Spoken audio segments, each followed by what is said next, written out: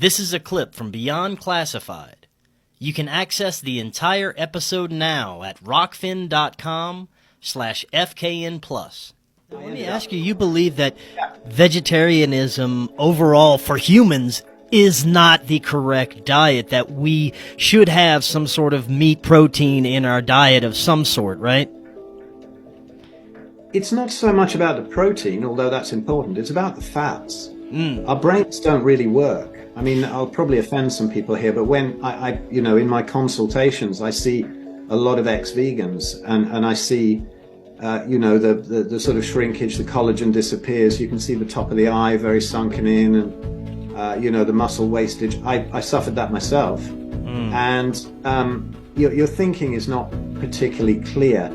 But to me, you see, I want to be very clear on this, that I'm not in any way militant that thinks that, that thinks that anybody should eat exactly like I eat or anything like that. Right. I don't have a vegan mentality. From 2015, I've eaten nothing but meat, predominantly sort of 99% grass-fed, fatty beef and lamb. And it was a huge turnaround for me, obviously. But I deal with my own issues, which are reversing autoimmunity, and the clients that I have, and I see beautiful healing when the plants are cut out. It's not about adding meat. You see these vegetarians and my meditating friends, and then finally they'll realize they need a bit of animal products, and they'll add a bit of chicken, a bit of fish, a bit of eggs with their rice and dal. It doesn't really work. It doesn't work at all. And I think what actually broke me out of this way of thinking was 2006, when I decided I just needed to give up the whole yogi thing. I needed to just let go of it. I had a kind of religious fervor for, religious guilt, if you like, that, I wasn't doing my TM program regularly. I really should do it. And I had this guilt. And one day, out in my back garden, in 2006, I just decided I was going to completely let go of the whole thing. And in that moment, I just had to sit down on the wall that I was standing next to, because everything came to me that I ever wanted. Very simple, very, one of those beautiful awakenings where you don't come back from it. And it was funny, it was at the time of letting it go. And then I thought, right, from then on, it was just a case of having a hugely open mind, because like you say, what I love on your show is that I just don't know. We've got to put a load of things in the I don't know bucket, and I didn't know a lot of things. And it took a couple of years to stabilize that. I've been very spaced out. And then obviously the work wasn't finished because I got that sick in 2010. And I would say to people, yes, you do need all of that. And ancestrally, we did eat a few plants, but, depending on latitude. But the healing that I see, not when people eat meat, because just adding a little bit of meat often gets people into even more trouble because their digestion's not ready for it. The real magic comes, and as my friend Dr. Anthony Chaffee says, who's a wonderful carnivore neurosurgeon, 95% of the benefits come when you drop the last 5% of the plants. And for somebody who's autoimmune, to heal the gut, to stop that process, you've lost your plant privileges. Some people are not so good at detoxifying from those plants. Anthony also says a wonderful thing, that there's 136 known carcinogens in an organic Brussels sprout and 60 in the least toxic veg. And when you see what they're pushing and what the elites are pushing, they're pushing plant-based diets all the time. They're pushing leafy green veg is supposed to be the healthiest thing in the world, That's interesting to me. This is the first I'm hearing of this, that some of these leafy vegetables have more carcinogens than we've ever could have imagined, and especially compared to meat, right?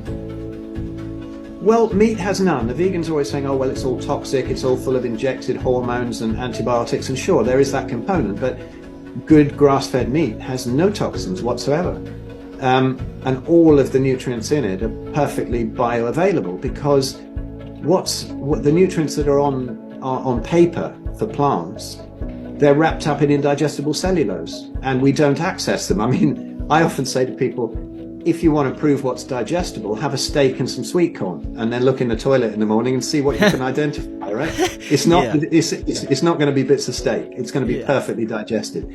So, it's a huge thing for people to take on board, because we've always been brainwashed into this 5 a day to be healthy. You need all these nutrients. But, I have a podcast called Red Pill Buddhas.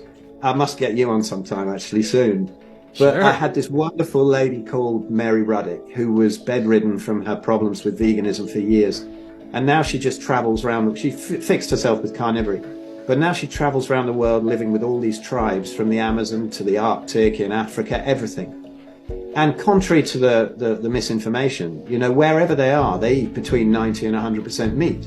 And they value it more than anything. They have none of our chronic diseases. You see, this was the key for me to blowing up all the misinformation, because for 30 years I studied diet intensively, and I was still totally wrong, because I never said, what does a human eat in the wild? Isn't that the first thing you ask if an animal gets sick in a zoo? It's like, there's a polar bear. We're giving it quinoa and Mars bars. It's sick. Hello? It doesn't eat those things in the wild, What does a human eat in the wild? And when you look at it, they eat predominantly meat. And as soon as the Western foods come in, they get the same diseases that we do. And, the Inuit did not die from constipation. They don't need fiber. They didn't die from scurvy. They had no limes and lemons. It's all of these things is layers and layers and layers of misinformation, and the huge results that we see now in the carnivore world of healing. And people say, oh, they're useless anecdotes, but now they add up to more than those useless epidemiological studies where people were supposed to fill in forms about how much broccoli they ate 3 years ago. And it's totally unreliable. It's absolute nonsense. And so when the experiments that have being done now, I mean, there's no confounders. They're just eating meat, and they're healing beautifully. They're healing from everything that meat and fat is supposed to cause. And we did the Red Pill Revolution book more generally about how the elites have fooled us over the centuries. But the next one that's coming out very shortly, the Red Pill Food Revolution, we go into exactly how this has happened and how we've been fooled by the elites and given plant-based diets, or basically slave food, to keep us weak, to keep us non-discriminatory, to keep us easily controllable, and in that kind of black and white thinking, this awful thing, this team, this politician, that politician, the jabbed, the unjabbed, all of these ridiculous divisions that are keeping us from looking at what's really going on. And that's been going on for centuries, at least.